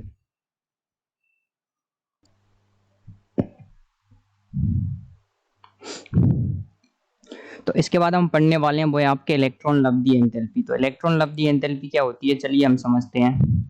तो इलेक्ट्रॉन लब्धि एंथैल्पी के बारे में कहा जाता है कि जब कोई उदासीन गैसीय परमाणु x इलेक्ट्रॉन ग्रहण कर ऋणायन में परिवर्तित होता है तो इस प्रक्रम में हुए एंथैल्पी परिवर्तन को उस तत्व की इलेक्ट्रॉन लब्धि एंथैल्पी डेल्टा एच ईजी कहते हैं। ये एंथैल्पी इस तथ्य की माप कही जा सकती है कि किस सरलता से परमाणु इलेक्ट्रॉन को ग्रहण करके ऋणायन बना लेता है। ये समीकरण 3.3 में दर्शाया गया है। x कोई परमाणु है, इलेक्ट्रॉन ग्रहण करता है और ऋणायन बनाता है। तो परमाणु द्वारा इलेक्ट्रॉन ग्रहण करने का प्रक्रम ऊष्माक्षेपी अथवा ऊष्माशोषी होगा। ये तत्व के स्वभाव पर निर्भर करता है। बहुत से तत्व जब इलेक्ट्रॉन ग्रहण करते हैं तब ऊर्जा निर्मुक्त होती है। ऐसी अवस्थाओं में इलेक्ट्रॉन लब्धि एंथैल्पी ऋणात्मक होगी। उदाहरण के तौर पर कह रखा है आपको कि क्षेत्र में वर्ग के तत्वों को जिनको आप हैलोजन कहते हैं उनकी इलेक्ट्रॉन लब्धि एंथैल्पी का मान अत्यधिक ऋणात्मक होता है, क्योंकि वो तो बड़ी आसानी के साथ वो चाहते हैं कि हमको कोई इलेक्ट्रॉन दे और जैसे उनको इलेक्ट्रॉन मिलता है उनको मजा आ जाता है। इसका कारण यह है कि मात्र एक इलेक्ट्रॉन ग्रहण करके वे स्थायी उत्कृष्ट गैस का इलेक्ट्रॉनिक विन्यास प्राप्त कर लेते हैं। इसी तरह उत्कृष्ट गैसों की इलेक्ट्रॉन लब्धि एंथैल्पी का मान अत्यधिक धनात्मक होता है, क्योंकि इलेक्ट्रॉनों को वर्तमान क्वांटम स्तर से अगले क्वांटम स्तर में प्रवेश करना पड़ता है, जो बहुत ही अस्थायी इलेक्ट्रॉनिक विन्यास होगा। अब आपसे बोल रहा है कोई कि आपके पास में एक उत्कृष्ट गैस है। देखिए अगर आपके पास में क्या है, आपको बोल रखा है कि आपके पास मान लीजिए फ्लोरीन है, तो फ्लोरीन तो क्या चाहता है कि मुझे एक इलेक्ट्रॉन मिल जाए और एक इलेक्ट्रॉन मिलते ही मैं F- बन करके क्या करूं, मैं नियोन का इलेक्ट्रॉनिक विन्यास वो प्राप्त कर लूं। लेकिन अब आपसे कोई बोल रहा है कि नियोन के अंदर इलेक्ट्रॉन जोड़ो, तो नियोन के पास तो ऑलरेडी उसका अष्टक पूर्ण है, उसका अष्टक पूर्ण स्थायी अष्टक है, और तो वो अपने स्थायी इलेक्ट्रॉनिक विन्यास को क्यों तोड़ना चाहेगा। तो उसमें इलेक्ट्रॉन यदि आप जोड़ोगे तो उसके लिए आपको बहुत अधिक ऊर्जा देनी पड़ेगी। उल्लेखनीय है कि उत्कृष्ट गैसों के पहले जो तत्व आवर्त सारणी में दाईं तरफ ऊपरी ओर स्थित है उनके लिए इलेक्ट्रॉन लब्धि एंथैल्पी का मान अत्यधिक ऋणात्मक होता है। आयनन एंथैल्पी की तुलना में इलेक्ट्रॉन लब्धि एंथैल्पी के परिवर्तन का क्रम कम नियमित है। सामान्य नियम के अनुसार आवर्त सारणी के आवर्तन जब हम दाईं तरफ बढ़ते हैं तब बढ़ते हुए परमाणु क्रमांक के साथ इलेक्ट्रॉन लब्धि एंथैल्पी अधिक ऋणात्मक होती है। आपको बोला है कि जब आप परमाणु क्रमांक बढ़ोगे इस तरीके से बढ़ते जाओगे तो इलेक्ट्रॉन लब्धि एंथैल्पी का मान क्या हो जाता है, बढ़ता जाता है। आवर्त सारणी में बाईं से दाईं ओर जाने पर प्रभावी नाभिकीय आवेश में वृद्धि होती है। फलस्वरूप छोटे परमाणु में इलेक्ट्रॉन का जोड़ना सरल होता है, क्योंकि प्रविष्ट हुआ इलेक्ट्रॉन धनावेशित नाभिक के सन्निकट होगा। वर्ग में नीचे की ओर बढ़ने पर इलेक्ट्रॉन लब्धि एंथैल्पी का मान कम ऋणात्मक होता जाता है, क्योंकि परमाणु आकार बढ़ता है तथा प्रविष्ट हुआ इलेक्ट्रॉन नाभिक से दूर होगा। इसी प्रकार की प्रवृत्ति सामान्यतः आवर्त सारणी में देखने को मिलती है। आपसे बोला गया है कि जब आप आवर्त में बाएं से दाएं जाओगे क्या हो जाएगा, परमाणु का जो आकार है आकार क्या होता जाता है, घटता जाता है। आकार घटता जाता है तो जो नाभिकीय प्रभावी नाभिकीय आवेश होता है वो क्या होता है, आपके बढ़ता जाता है। जब आप आवेश बढ़ेगा तो क्या हो जाएगा, इलेक्ट्रॉन को जो आकर्षित करने की जो क्षमता होगी वो क्या हो जाएगी, बढ़ेगी। जब इलेक्ट्रॉन को आकर्षित करने की क्षमता होगी बढ़ेगी तो आपकी जो इलेक्ट्रॉन लब्धि एंथैल्पी होती है डेल्टा EgH, तो इसका जो मान है वो भी क्या हो जाएगा, आपके बढ़ जाएगा। तो ये भी बढ़ती जाएगी। और आपसे बोला गया कि जब आप वर्ग में ऊपर से नीचे की ओर जाओगे, जब वर्ग में ऊपर से नीचे की ओर जाओगे तो क्या हो जाता है, आपके जो आकार क्या होता है, बढ़ता जाता है। आकार बढ़ेगा तो क्या हो जाएगा, आवेश जो प्रभावी नाभिकीय आवेश है वो कम होता जाएगा, तो इलेक्ट्रॉन को आकर्षित करने की क्षमता कम होगी, जिससे क्या हो जाएगा, इलेक्ट्रॉन लब्धि एंथैल्पी कम हो जाएगी। आगे बोला है कि यहाँ पर इस तथ्य का उल्लेख करना महत्वपूर्ण है कि ऑक्सीजन तथा फ्लोरीन के लिए इलेक्ट्रॉन लब्धि एंथैल्पी का मान क्रमशः उन्हीं के वर्गों में आने वाले तत्वों से कम ऋणात्मक है। आपसे बोला गया है कि ऑक्सीजन और फ्लोरीन, देखिए ऑक्सीजन फ्लोरीन उनको कहा इन्हीं के वर्ग में। ऑक्सीजन के नीचे आता है कि ऑक्सीजन के नीचे क्या क्या आता है आपके, और oxygen, silicon, selenium, tellurium, polonium. Fluorine के नीचे आता है फ्लोरीन, क्लोरीन, ब्रोमीन, आयोडीन और एस्टेटिन। ये कहा गया है आपको। तो आपको बोला गया कि ऑक्सीजन का जो मान है ना इलेक्ट्रॉन लब्धि एंथैल्पी का, वो सिलिकॉन से कम रहता है, और जो फ्लोरीन का मान है वो क्लोरीन से कम रहता है। तो कारण क्या है इसका, ये है कि ऑक्सीजन के पास जो ऑक्सीजन का आवर्त है वो है सेकंड, फ्लोरीन का भी सेकंड आवर्त है, लेकिन ये दोनों आ जाते हैं आपके तीसरे आवर्त में, सिलिकॉन और क्लोरीन। और तीसरे आवर्त के अंदर आपके 3D कक्षक खाली पड़े रहते हैं। जो डी कक्षक हैं वो क्या है, आपके खाली पड़े हैं। तो खाली कक्षकों में इलेक्ट्रॉनों का क्या होता है, जुड़ना क्या हो जाता है, आसान हो जाता है। इस वजह से क्या होता है, इनकी इलेक्ट्रॉन लब्धि एंथैल्पी क्या होगी, ज्यादा होगी सिलिकॉन और क्लोरीन की, ऑक्सीजन और क्लोरीन की अपेक्षा। इसका स्पष्टीकरण इस प्रकार से है कि जब ऑक्सीजन तथा फ्लोरीन परमाणुओं में इलेक्ट्रॉन प्रवेश करेगा तब ग्रहण किया गया इलेक्ट्रॉन निम्न क्वांटम संख्या वाले ऊर्जा स्तर n=2 में प्रवेश करता है। इसी प्रकार इसी क्वांटम ऊर्जा स्तर में उपस्थित इलेक्ट्रॉनों द्वारा अधिक प्रतिकर्षण होता है। क्वांटम स्तर n=3 सल्फर या क्लोरीन में प्रवेश कराया गया जो इलेक्ट्रॉन होता है, देखिए कराया गया इलेक्ट्रॉन द्विक स्थान में अधिक स्थान गिरता है, इस प्रकार इलेक्ट्रॉन इलेक्ट्रॉन प्रतिकर्षण बहुत कम हो जाता है। कारण ये रहता है कि वहां पर 3D कक्षक खाली रहता है। तो इस प्रकार से आप देख सकते हैं, कुछ इस प्रकार से आपको इलेक्ट्रॉन लब्धि एंथैल्पी दे रखी है। हाइड्रोजन, उसके बाद lithium, sodium, potassium, rubidium, season. जब आप नीचे जा रहे हैं तो आप देखेंगे जो इसका मान है वो क्या हो रहा है, कम होता जा रहा है। 73, उसके बाद 60, 53, 48, 47, 46, और ये चिन्ह तो सभी के लिए सेम है। आप देखोगे ऑक्सीजन के लिए कितनी है, -141। सल्फर के लिए -200, नीचे जाने पर कम होनी चाहिए, लेकिन ये क्या हो गई, बढ़ गई। उसके बाद तो सेम है, कम होती जा रही है। तो इसका रीजन हम समझ चुके हैं क्यों है। फ्लोरीन और क्लोरीन में आप देखोगे, देखिए -328 और -349, नीचे जाने पर बढ़ गई, क्या होनी चाहिए थी, कम होनी चाहिए थी। तो आपको यहाँ पर दे रखा कि बहुत सी पुस्तकों में रासायनिक प्रक्रम 3.3 में दर्शाया गया एंथैल्पी परिवर्तन को ऋणात्मक मान को इलेक्ट्रॉन बंधुता, जिसको आप इलेक्ट्रॉन एफिनिटी AE के रूप में परिभाषित किया गया। परमाणु द्वारा इलेक्ट्रॉन ग्रहण करने पर जब ऊर्जा निर्मुक्त होती है तब इलेक्ट्रॉन बंधुता को धनात्मक दर्शाया जाता है, जो ऊष्मा गति की परिपाटी के विपरीत है। यदि किसी परमाणु में इलेक्ट्रॉन देने के लिए बाहर से ऊर्जा देनी पड़ती है तब इलेक्ट्रॉन बंधुता को ऋणात्मक दर्शाया जाता है। इलेक्ट्रॉन बंधुता को परम शून्यता पर परिभाषित किया जाता है। तो यहाँ पर दो टर्म है, एक है आपके इलेक्ट्रॉन बंधुता और एक इलेक्ट्रॉन लब्धि एंथैल्पी। तो देखिए चिन्ह को बदल दीजिए, इलेक्ट्रॉन लब्धि एंथैल्पी इलेक्ट्रॉन बंधुता बन जाएगी, यही यहाँ पर समझाया गया है। तो आगे देखिए आपको प्रश्न दे रखा है कि फास्फोरस, सल्फर, क्लोरीन और फ्लोरीन में से किसकी अधिकतम ऋणात्मक इलेक्ट्रॉन लब्धि एंथैल्पी तथा न्यूनतम इलेक्ट्रॉन लब्धि एंथैल्पी की व्याख्या कीजिए। आप क्लोरीन देखेंगे, देखिए क्लोरीन की सबसे ज्यादा होनी चाहिए। तो आपको यहाँ पर बोला गया है, देखिए बाईं ओर से दाईं ओर जाने पर इलेक्ट्रॉन लब्धि एंथैल्पी अधिक ऋणात्मक तथा वर्ग में नीचे की ओर बढ़ने पर कम ऋणात्मक होती है। 3p कक्षक जो बड़ा है उसमें इलेक्ट्रॉन प्रवेश कराने की तुलना में जब 2p कक्षक में इलेक्ट्रॉन प्रवेश कराया जाता है तब इलेक्ट्रॉन प्रतिकर्षण अधिक होता है। अतः सर्वाधिक इलेक्ट्रॉन लब्धि एंथैल्पी क्लोरीन की होगी तथा सबसे कम इलेक्ट्रॉन लब्धि एंथैल्पी फास्फोरस की होगी। सबसे कम क्या हो जाएगी, फास्फोरस की हो जाएगी, क्योंकि फास्फोरस क्या होता है, सबसे पहले आता है। आगे का हमारा टॉपिक है वो है आपके विद्युत ऋणात्मकता, जिसको आप इलेक्ट्रॉन नेगेटिविटी भी कहते हैं। तो विद्युत ऋणात्मकता के बारे में पढ़ेंगे। परमाणु के रासायनिक यौगिक में सहसंयोजक आबंध के इलेक्ट्रॉन युग्म को अपनी ओर आकर्षित करने की योग्यता को गुणात्मक माप विद्युत ऋणात्मकता है। तो परमाणु के रासायनिक यौगिक में सहसंयोजक आबंध के इलेक्ट्रॉन युग्म को अपनी ओर आकर्षित करने की योग्यता का गुणात्मक माप विद्युत ऋणात्मकता है।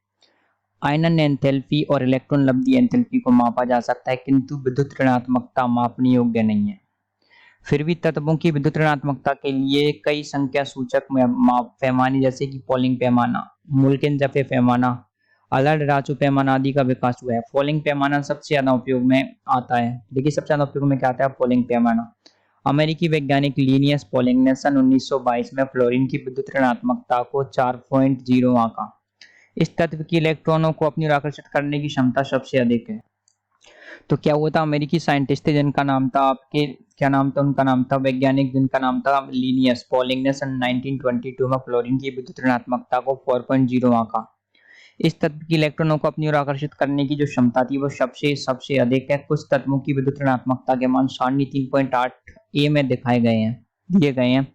इलेक्ट्रॉन ऋणात्मकता किसी दिए गए तत्व के लिए स्थिर नहीं है। इसका मान इस बात पर निर्भर करता है कि यह तत्व किस दूसरे तत्व से जुड़ा हुआ है, यानी कि एक सापेक्षिक राशि है। हालांकि यह मापने योग्य राशि नहीं है, फिर भी दो परमाणु आपस में किस प्रकार के बल से जुड़े हैं इसकी प्रवृत्ति करने का आधार देती है। इसके बारे में आप आगे जानेंगे। साधारणतः विद्युत ऋणात्मकता आवर्त सारणी में आवर्त में बाईं से दाईं तरफ लिथियम से लेकर फ्लोरीन तक जाने पर बढ़ती है तथा वर्ग में नीचे जाने पर फ्लोरीन से Sp3 जाने पर कम होती है। इलेक्ट्रॉन ऋणात्मकता को आप ऐसे देख सकते हैं कि जो बंद के इलेक्ट्रॉनों को अपनी ओर आकर्षित करने की जो क्षमता होती है उसी को कहा जाता है आपके इलेक्ट्रॉन नेगेटिविटी। ये प्रवृत्ति कैसे समझाई जाए, क्या विद्युत ऋणात्मकता को परमाणु त्रिज्या से संबंधित माना जा सकता है, जो आवर्त में बाईं से दाईं ओर जाने पर घटती है तथा वर्ग में नीचे की ओर जाने पर बढ़ती है। आवर्त में परमाणु त्रिज्या के कम होने से संयोजी इलेक्ट्रॉनों और नाभिक में आकर्षण बढ़ता है तथा विद्युत ऋणात्मकता बढ़ती है। इसी आधार पर जब हम वर्ग में नीचे जाते हैं तो जैसे जैसे परमाणु त्रिज्या बढ़ती है वैसे वैसे विद्युत ऋणात्मकता कम होती जाती है। यह प्रवृत्ति आयनन एंथैल्पी के समान है। तो आप एक चीज देख सकते हैं। देखिए विद्युत ऋणात्मकता का मतलब है अधातु इलेक्ट्रॉनों को अपनी ओर ज्यादा आकर्षित करती है, धातु नहीं करती। तो जो धात्विकता है ना उसका उल्टा रहती है इलेक्ट्रॉन नेगेटिविटी। अब आप विद्युत ऋणात्मकता एवं परमाणु त्रिज्या का संबंध जान गए होंगे। क्या अब आप विद्युत ऋणात्मकता और अधातुओं के बीच के संबंध की कल्पना कर सकते हैं? सीधी सी बात है, विद्युत ऋणात्मकता और अधातु वाला जो कॉन्सेप्ट है एकदम समानुपाती होगा। अधातु तत्वों में इलेक्ट्रॉन लब्धि की प्रबल प्रवृत्ति होती है, इसलिए विद्युत ऋणात्मकता का सीधा संबंध अधातु तत्वों के गुणधर्मों से है। इस प्रकार आवर्त में तत्वों की विद्युत ऋणात्मकता बढ़ने के साथ ही अधातु गुणधर्मों में वृद्धि होती है या धातु गुणधर्मों में कमी होती है। इसी प्रकार वर्गों में नीचे जाने पर तत्वों की विद्युत ऋणात्मकता कम होने से जो अधातु होती है अधातु गुणधर्मों में कमी आती है या धातु गुणधर्मों में वृद्धि होती है। इन सभी आवर्त प्रवृत्तियों को संक्षेप में चित्र में दिखाया गया है, तो आप देख सकते हैं ये रहा। देखिए, हम सभी लोग जानते हैं कि जब आप आवर्त में बाएं से दाएं जाएंगे तो इलेक्ट्रॉन लब्धि एंथैल्पी देखिए बढ़ेगी, आयनन एंथैल्पी भी बढ़ेगी। और देखिए, जब आप आवर्त में ऊपर से नीचे जाएंगे तो जब आप वर्ग में ऊपर से नीचे जाएंगे तो परमाणु त्रिज्या क्या हो जाएगी, बढ़ेगी ऐसे जाएंगे तो। और जो विद्युत ऋणात्मकता है वो क्या हो जाएगी, उल्टी रहती है। जब आप आवर्त में ऊपर से नीचे जाओगे तो घटेगी, लेकिन ऊपर से नीचे से ऊपर की ओर जाओगे तो ये बढ़ेगी। इलेक्ट्रॉन लब्धि एंथैल्पी भी आवर्त में नीचे जाने पर घटती है, आयनन एंथैल्पी भी नीचे जाने पर घटती है। परमाणु त्रिज्या किस प्रकार से काम करती है आप यहाँ पर देख सकते हैं। धात्विक गुण कुछ इस प्रकार से रहते हैं, धात्विक गुण कुछ इस प्रकार से रहते हैं। तो आप समझ चुके होंगे किस प्रकार से आवर्त के और जो आपके समूह है, ग्रुप है, उनके अंदर विभिन्न प्रकार के धात्विक गुणों में क्या होता है, अलग अलग तरीके से ये चेंज होते रहते हैं। देखिए, विद्युत ऋणात्मकता का मान आप देखेंगे पोलिंग पैमाने पर जब आप याद करना चाहेंगे तो फ्लोरीन की सबसे ज्यादा रहती है 4, क्लोरीन की 3, ऑक्सीजन की 3.5, नाइट्रोजन की 3। तो यहाँ पर नाइट्रोजन और क्लोरीन देखेंगे आप 3 रहती है। तो देखिए ऐसे इसको ऐसे याद रखा जाता है FON, फोन। ये सबसे ज्यादा रहते हैं, फ्लोरीन, ऑक्सीजन, नाइट्रोजन। उसके बाद में कार्बन 2.5, बोरोन 2, बेरिलियम 1.5, 1, सोडियम 0.9। आप देख सकते हैं, इसको आप एक बार याद कर सकते हैं। तो आप देख सकते हैं विद्युत ऋणात्मकता का मान देखिए अलग अलग दे रखा है, यहाँ पर ये दिया हुआ है। अब आगे जो हमारा टॉपिक है वो है रासायनिक गुणधर्मों में आवर्त प्रवृत्ति। तत्वों के रासायनिक गुणधर्मों में बहुत सारी प्रवृत्तियां जैसे कि विकर्ण संबंध, डायगोनल रिलेशनशिप, अक्रिय युग्म प्रभाव, इनरफेयर इफेक्ट, लेंथेनॉइड संकुचन प्रभाव, इफेक्ट ऑफ लेंथेनॉइड कंसंट्रेशन इत्यादि पर चर्चा हम आगामी एककों में करेंगे, जो अगले चैप्टर उसमें करेंगे। इस भाग में तत्वों की संयोजकता में आवर्तता एवं दूसरे आवर्त में लिथियम से लेकर फ्लोराइड तक सामान्य गुणधर्मों का अध्ययन हम करेंगे। तो संयोजकता में आवर्तता या ऑक्सीकरण अवस्थाएं, तो हम पढ़ने वाले हैं ऑक्सीकरण अवस्थाओं के बारे में। तो चलिए देखिए, संयोजकता तत्वों का महत्वपूर्ण गुणधर्म है। इसे तत्व के इलेक्ट्रॉनिक विन्यास के आधार पर समझा जा सकता है। निरूपक तत्वों यानी कि रिप्रेजेंटेटिव एलिमेंट्स की संयोजकता सामान्यतः हालांकि आवश्यक नहीं है, उस तत्व के बाह्यतम कोश में उपस्थित इलेक्ट्रॉनों की संख्या के बराबर होती है, या फिर 8 की संख्या में से बाह्यतम इलेक्ट्रॉनों की संख्या को घटाने पर जो संख्या प्राप्त होती है वही उस तत्व की संयोजकता कहलाती है। संयोजकता के स्थान पर अब हम ऑक्सीकरण अवस्था पद का प्रयोग होता है। तो संयोजकता या फिर ऑक्सीकरण अवस्था लगभग सेम ही होती है। ऐसे दो यौगिकों पर विचार करते हैं जिनमें ऑक्सीजन, तो क्या होता है, ऑक्सीकरण अवस्था पद का प्रयोग होता है। तो देखिए, ऐसे दो यौगिकों पर विचार करते हैं जिनमें ऑक्सीजन है, OF2 और Na2। इन यौगिकों में 3 तत्व शामिल है जिनकी विद्युत ऋणात्मकता का क्रम फ्लोरीन, ऑक्सीजन और सोडियम है। फ्लोरीन का y इलेक्ट्रॉनिक विन्यास 2s2 है। इसका प्रत्येक परमाणु OF2 है। अणु में ऑक्सीजन के 1 इलेक्ट्रॉन के साथ संयोग करता है। फ्लोरीन की ऑक्सीकरण अवस्था -1 है क्योंकि इस अणु में 2 फ्लोरीन परमाणु है। ऑक्सीजन का y इलेक्ट्रॉनिक विन्यास 2s2 है। ये फ्लोरीन अणु के साथ 2 इलेक्ट्रॉनों का संयोजन करता है, इसलिए इसकी ऑक्सीकरण अवस्था +2 है। Na2 अणु में ऑक्सीजन परमाणु अधिक विद्युत ऋणात्मक होने के कारण इलेक्ट्रॉन ग्रहण करता है तथा प्रत्येक सोडियम परमाणु 1 इलेक्ट्रॉन देता है, अतः ऑक्सीजन ऑक्सीकरण अवस्था -2 को दर्शाता है। तो जो जितना इलेक्ट्रॉन देता है या फिर लेता है वही उसकी ऑक्सीकरण अवस्था कहलाती है। इसी को आप संयोजकता कहते हैं। दूसरी ओर सोडियम, जिसका y इलेक्ट्रॉन विन्यास 3s1 है, 1 इलेक्ट्रॉन ऑक्सीजन को देता है और इस प्रकार इसकी ऑक्सीकरण अवस्था +1 है। देखिए, यदि कोई इलेक्ट्रॉन देगा तो उसकी ऑक्सीकरण अवस्था आएगी धनात्मक प्लस में, और कोई इलेक्ट्रॉन ग्रहण करेगा तो उसकी ऑक्सीकरण अवस्था आएगी ऋणात्मक माइनस में। इलेक्ट्रॉन ऋणात्मकता को ध्यान रखते हुए एक विशेष यौगिक में किसी तत्व के किसी परमाणु द्वारा अन्य परमाणु के आवेश की संख्या ग्रहण करने को उसकी ऑक्सीकरण अवस्था कहते हैं। तो आप देख सकते हैं ऑक्सीकरण अवस्था क्या होती है।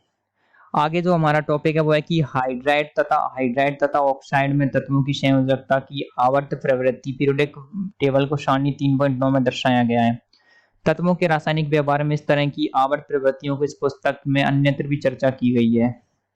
और आगे बोला है कि बहुत से तत्व ऐसे भी हैं जो परिवर्ती संयोजकता यानी कि वेरिएबल वैलेंसी प्रदर्शित करते हैं। परिवर्ती संयोजकता संकुरण तत्वों एवं एक्टिनेट तत्वों की एक विशेष अभिलक्षण है, इसका अध्ययन हम बाद में करेंगे। परिवर्ती का मतलब एक से अधिक संयोजकताएं प्रदर्शित करते हैं। तो जो आपके डी ब्लॉक के तत्व हैं और एफ ब्लॉक के तत्व हैं वो इस प्रकार की संयोजकताएं दिखाते हैं। तो देखिए आप देखेंगे कुछ इस प्रकार से आपको दिया हुआ है। आगे आगे का जो हमारा टॉपिक है वो है आपके द्वितीय आवर्त के तत्वों के गुणधर्मों में संगतता। देखिए प्रथम वर्ग के प्रथम तत्व, प्रथम वर्ग का प्रथम तत्व क्या है? लिथियम। और दूसरे तत्व क्या है आपके? बेरिलियम। लिथियम एवं बेरिलियम और वर्ग 13 से 17 यानी कि बोरॉन से लेके फ्लोरीन अपने वर्ग के अन्य सदस्यों से अनेक पहलुओं में भिन्न है। उदाहरण के तौर पर आप देखेंगे लिथियम अन्य क्षारीय धातुओं से तथा बेरिलियम अन्य क्षारीय मृदा धातुओं से भिन्न यौगिक बनाते हैं जिनमें निश्चित तौर पर सहसंयोजक बंध होते हैं, जबकि अन्य सदस्यता प्रधानतः आयनिक यौगिक बनाते हैं। देखिए आप जानते हैं लिथियम और जो बेरिलियम रहते हैं ना वो क्या होता है, ये क्या करते हैं आपके जन सामान्य तौर पर क्या बनाते हैं? सहसंयोजक यौगिक बनाते हैं। और बाकी के जो तत्व हैं वो क्या बनाते हैं आपके? आयनिक यौगिक बनाते हैं। वास्तव में लिथियम तथा बेरिलियम क्रमशः अगले वर्गों के द्वितीय तत्व जैसे कि मैग्नीशियम और एल्यूमिनियम से अधिक मिलते हैं। आवर्त गुणधर्मों में इस तरह की तुल्यता को विकर्ण संबंध कहते हैं। विकर्ण संबंध क्या होता है देखिए, तो आप एक चीज पाएंगे यहाँ पर लिथियम और बेरिलियम है, तो लिथियम के जो गुण है वो मिलते हैं आपके मैग्नीशियम के साथ में, और बेरिलियम के जो गुण है वो मिलते हैं आपके एल्यूमिनियम के साथ में। तो लिथियम के गुण मैग्नीशियम के साथ, बेरिलियम के एल्यूमिनियम के साथ। तो एक तरीके से देखा जाए तो एक विकर्ण बन रहा है, जैसे आपके आयत में या फिर वर्ग में विकर्ण होता है उस तरीके का विकर्ण बन रहा है। इस आधार पर आप कह सकते हैं विकर्ण संबंध, ये जो तत्व है वो विकर्ण संबंध दर्शाते हैं। कुछ इस प्रकार से आप जो देख सकते हैं कि ये विकर्ण संबंध दर्शाते हैं कि ये आपके यहाँ पर है लिथियम और यहाँ पर है आपके बेरिलियम। तो लिथियम के जस्ट नीचे रहता है आपके बेरिलियम के जस्ट नीचे एल्यूमिनियम।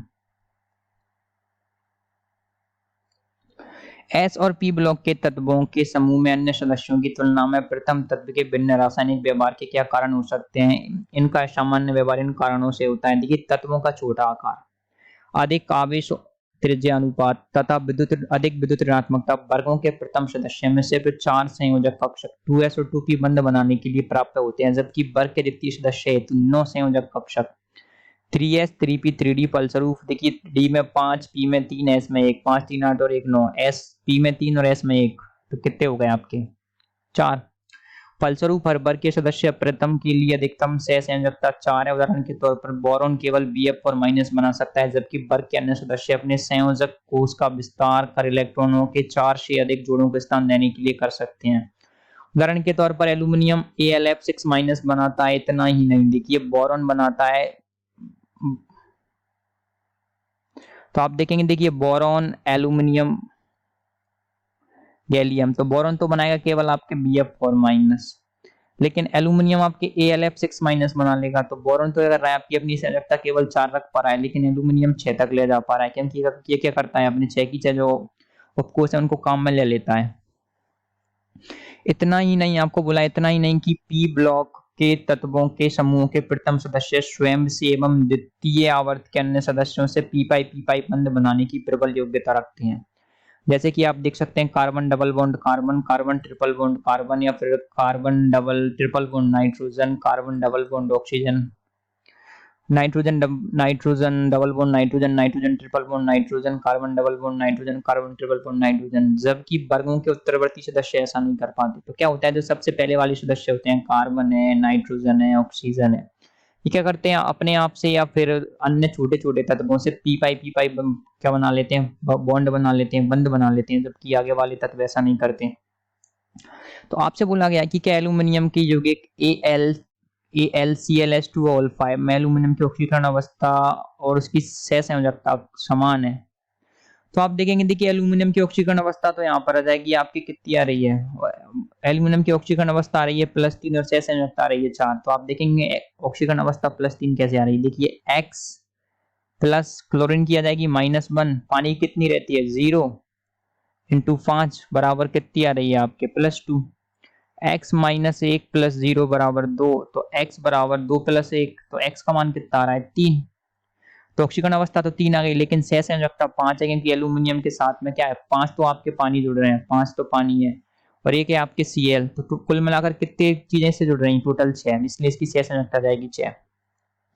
आगे बोला है आपको कि रासायनिक अभिक्रियाशीलता तथा आवर्त्यता। तो रासायनिक अभिक्रियाशीलता और आवर्त्यता के बारे में हम पढ़ेंगे। हमने कुछ मौलिक गुणों जैसे कि परमाणु एवं आयनन त्रिज्या, आयनन एंथैल्पी, इलेक्ट्रॉन लब्धि एंथैल्पी और जो आपके संयोजकता है, इलेक्ट्रॉन लब्धि एंथैल्पी और संयोजकता में आवर्त प्रवृत्ति का अध्ययन किया है। अब तक हम ये जान गए हैं कि आवर्त्यता इलेक्ट्रॉन विन्यास से संबंधित है। भौतिक एवं रासायनिक गुणधर्म तत्वों के इलेक्ट्रॉनिक विन्यास की अभिव्यक्ति है। तत्वों के इन मौलिक गुणों और रासायनिक गुणों में संबंध खोजने की कोशिश अब हम करेंगे। हम जानते हैं कि आवर्त में बाईं से दाईं ओर जाने पर परमाणु एवं आयनिक त्रिज्या घटती है, फलस्वरूप आवर्त में आयनन एंथैल्पी साधारणतया बढ़ती है। कुछ अपवादों को छोड़कर जिनको हम पहले पढ़ चुके हैं, देखिए, तथा इलेक्ट्रॉन लब्धि एंथैल्पी और अधिक ऋणात्मक हो जाती है। आवर्त में सबसे बाईं ओर स्थित तत्व की आयनन एंथैल्पी सबसे कम है और सबसे दाईं ओर स्थित तत्वों की इलेक्ट्रॉन लब्धि एंथैल्पी क्या है? सबसे अधिक है। इलेक्ट्रॉन लब्धि एंथैल्पी सबसे अधिक ऋणात्मक है। नॉट उत्कृष्ट गैसों में पूर्णतः भरे कोश होते हैं, अतः उनकी इलेक्ट्रॉन लब्धि एंथैल्पी का मान धनात्मक होता है। इसके बारे में हम पहले पढ़ चुके हैं। आवर्त सारणी में दोनों छोरों पर सबसे अधिक और मध्य में सबसे कम रासायनिक क्रियाशीलता होती है। इस प्रकार सबसे बाईं ओर अधिक रासायनिक क्रियाशीलता क्षारीय धातुओं में इलेक्ट्रॉन खोकर धनायन बनाकर प्रदर्शित होती है और सबसे दाईं ओर हैलोजन परिवार इलेक्ट्रॉन प्राप्त कर ऋणायन बनाकर प्रदर्शित होती है। तो आप देख सकते हैं यहाँ पर, यानी कि ये जो पहला तत्व है hydrogen, lithium, sodium, potassium, rubidium, caesium, francium, ये भी बहुत अधिक सक्रिय है। उत्कृष्ट गैसों को तो छोड़ ही दीजिए क्योंकि वो कोई सक्रिय नहीं रहती। तो यहाँ पर फ्लोरीन, क्लोरीन, ब्रोमीन, आयोडीन, एस्टेटिन, ये भी बहुत अधिक सक्रिय है। यानी कि जो स्टार्टिंग के 2 पॉइंट हैं और जो स्टार्टिंग और एंडिंग की जो लाइनें हैं, जो आपके समूह है, वो क्या होते हैं? बहुत अधिक क्या होते हैं? सक्रिय होते हैं। इस गुण का संबंध तत्वों के अपचयन तथा उपचयन व्यवहार से करेंगे, जिसे आप बाद में पढ़ेंगे। तो अपचयन और उपचयन हम बाद में पढ़ेंगे। तत्वों की धात्विकता या धात्विकता विशेषता का से सीधा संबंध है। आवर्त में देखिए, आप आवर्त में बाईं से दाईं ओर जाने पर धात्विक गुणों में क्या होती है? कमी होती है और अधात्विक गुणों में बढ़ोतरी होती है। तत्वों की रासायनिक क्रियाशीलता उनकी ऑक्सीजन और हैलोजन से क्रिया कराकर प्रदर्शित की जा सकती है। तो आप देखेंगे यहाँ ऑक्सीजन से तत्वों की अभिक्रिया पर हम विचार करेंगे। आवर्त के दोनों किनारों के तत्व ऑक्सीजन से सरलता पूर्वक संयोग करके ऑक्साइड बनाते हैं। सबसे बाईं ओर के तत्वों के साधारण ऑक्साइड सबसे अधिक क्षारकीय होते हैं। उदाहरण के तौर पर सोडियम ऑक्साइड जो सबसे दाईं ओर है, उनके ऑक्साइड सबसे अम्लीय है। उदाहरण के तौर पर Cl2O7 तथा मध्य के तत्वों के ऑक्साइड उभयधर्मी, यानी कि उदाहरण के तौर पर एल्यूमिनियम ऑक्साइड, आर्सेनिक ऑक्साइड या फिर उदासीन होते हैं, जैसे कि CONO, होते हैं। उभयधर्मी ऑक्साइड क्षारों के साथ अम्लीय और अम्लों के साथ क्षारीय व्यवहार करते हैं, जबकि उदासीन ऑक्साइड अम्लीय क्षार का गुण नहीं दर्शाते। उभयधर्मी वो होते हैं जो दोनों के साथ में अभिक्रिया कर लें, लेकिन उदासीन किसी के साथ अभिक्रिया नहीं करते, ना ही अम्ल के साथ, ना ही क्षार के साथ। एग्जाम्पल 3.10 में क्या कहना चाह रहे हैं, चलिए देखते हैं। जल से रासायनिक अभिक्रिया दर्शाएं कि सोडियम ऑक्साइड एक क्षारीय एवं Cl2O7 एक अम्लीय ऑक्साइड है। देखिए, जल से अभिक्रिया कराएंगे ना जब आप Na2O की, तो ये बना लेगा आपके, जब आप Na2O को क्या करेंगे, आप पानी में डाल दोगे H2O के साथ, तो ये बना लेगा आपके NaOH, ये बना लेगा आपके NaOH। और जब आप Cl2O7 को भी आप पानी में डाल दोगे तो ये भी बना लेता है आपके अम्ल ClO4। देखिए, ये बना लेगा Cl2O7 बना लेगा आपके ClO4, और जो आपके सोडियम ऑक्साइड है, जो आपके Na2 है, वो बना लेगा आपके, क्या बना लेगा आपके NaOH, और Cl2O7 क्या बना लेगा आपके ClO4। तो देखिए, ये होता है आपके क्षार, ये होता है आपके अम्ल। और इनको आप कैसे टेस्ट कर सकते हैं? लिटमस पत्र से आप इनकी जांच कर सकते हैं। आगे देखिए, आगे देखते हैं हम। तो आगे पढ़ने वाले हम वो है कि निरूपक तत्वों की तुलना में संक्रमण धातुओं 3D श्रेणी का आवर्त में परमाणु त्रिज्या का परिवर्तन बहुत कम है। परमाणु त्रिज्या में परिवर्तन आंतरिक संक्रमण धातुओं 4F श्रेणी के लिए और भी कम है। आयनन एंथैल्पी S और P ब्लॉक के तत्वों के मध्य है। परिणाम स्वरूप ये तत्व वर्ग 1 और 2 की धातुओं की तुलना में कम विद्युत धनीय है। मुख्य वर्ग के तत्वों में उनके परमाणु क्रमांक बढ़ने से सामान्यतः परमाणु तथा आयनी त्रिज्या बढ़ती है, फलतः धीरे धीरे आयनन एंथैल्पी घटती है और इलेक्ट्रॉन लब्धि एंथैल्पी में नियमित कमी को चब्बा तीसरे आवर्त के तत्वों में, जिन्हें आप भाग 3.7.1 में दर्शाया गया है, होती है। इस प्रकार वर्ग में नीचे की ओर जाने पर धात्विक गुण बढ़ता है और अधात्विक गुण घटता है। इस प्रवृत्ति को उनके उपचयन तथा अपचयन के गुण से जोड़ा जा सकता है, जिसे आप बाद में पढ़ेंगे। संक्रमण तत्वों की प्रवृत्ति इसके विपरीत है और इसे हम परमाणु आकार और आयनन एंथैल्पी से समझ सकते हैं। और नीचे दिया हुआ है आपको सारांश। तो इस प्रकार से जो हमारा चैप्टर था पीरियोडिक टेबल, किस प्रकार से आपके जो पीरियोडिक टेबल बनी, किस प्रकार से विभिन्न प्रकार के तत्व विभिन्न प्रकार की चीजें दिखाते हैं, हम पूरा की पूरा हमने कर लिया है। तो आप देखेंगे कि हमने इस पूरे के पूरे चैप्टर के अंदर क्या क्या पढ़ा है, उसके बाद हमारे अभ्यास प्रश्न है, इनको हम कभी बाद में सॉल्व करेंगे। तो देखिए सबसे पहले क्या था, हमने देखा कि जो 18वीं सदी में इतिहास से स्टार्ट किया था आपने, किस प्रकार से पहले केवल 40 ही तत्व हुआ करते थे, कि किस प्रकार से पहले केवल 40 तत्व हुआ करते थे। 40 तत्वों के बाद में बहुत सारे तत्व बने, फिर धीरे धीरे वो बढ़ते गए और इस प्रकार से हमको बहुत सारे तत्व प्राप्त हुए। और हमने किस प्रकार से उनको आवर्त सारणी में जमाया, आधुनिक आवर्त नियम किस प्रकार से आया, फिर विभिन्न प्रकार के गुणधर्म क्या होते हैं, वो आवर्त में कैसे बदलते हैं, वर्ग में कैसे बदलते हैं, हमने ये पढ़ा। तो आशा करता हूँ आपको ये पूरा की पूरा चैप्टर समझ आया होगा। यदि आप इसी प्रकार की और वीडियोस देखना चाहते हैं और हम नेक्स्ट वीडियो कौन से चैप्टर पर बनाएं, हमको ये कमेंट करके जरूर बताएं, ताकि हम अगली वीडियो बनाएं। इसी प्रकार की और वीडियो देखना चाहते हैं आप, एक ही वीडियो के अंदर पूरा की पूरा चैप्टर कंप्लीट करना चाहते हैं, तो हमारे इस चैनल के साथ जुड़े रहें, चैनल को सब्सक्राइब करें। और आप यदि कोई सुझाव देना चाहें हमको कि हम किस प्रकार से और इम्प्रूव कर सकते हैं, तो हमको जरूर बताएं, हमें बहुत अच्छा लगेगा। Thank you for watching this video.